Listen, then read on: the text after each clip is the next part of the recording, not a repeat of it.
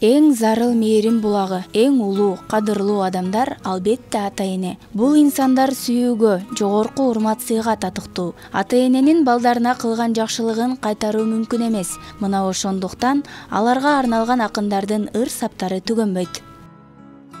Сагынычтан көтөрүлүп канбасым, сууда юрттап юткум келди жармасын. Апакемдин тийген үчүн колдору, айылымдын жуубай жедим алмасын. Кыярбас чынар терек дарагымсың, кыяматта кыйналсам таярымсың, кызыңа басса турса бак тилеген, кымбатым атакебай аярымсың. О энеке, бакыт жай жамалыңа, ойго баттың доорумда заманымда.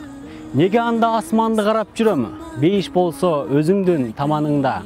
Үй иш кылбай, ойноп жүрсөм жүгүрүп, өзүң кылчуң, чакыргандан түңүлүп. Кечиндеси чыпылдаса чыбыгың, жеңилдечүм шайтандарым күбүлүп. О апаке, жок эле да тынымым, ошон үчүн кыздарыңдын тыңымын. Азыр деле кээде жетпей тургандай, эх апаке, ошол сыйкыр чыбыгың.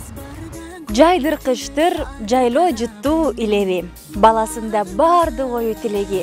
Билбей жүрөм кандай заттан бүтт экен бизди тууган энелердин жүрөгү. Таңнан кечке каралдым ай тынбаган, күлсөм күлүп азабымда ыйлаган. Апакемден артык мага эч ким жок, кеңеш берип кайратымды жыйнаган. Балам деп кайгырат бат эле, не деген ыйык ат эле. Өрттөнүп күйгөн сен үчүн табылгыс бактың ата-эне. Рызкыңдын бешиги атаң дешет, бейишиңдин эшиги апаң дешет. Түнөгүңдүн жоктугун атаң ойлоп, жүрөгүңдүн оорусун апаң сезет.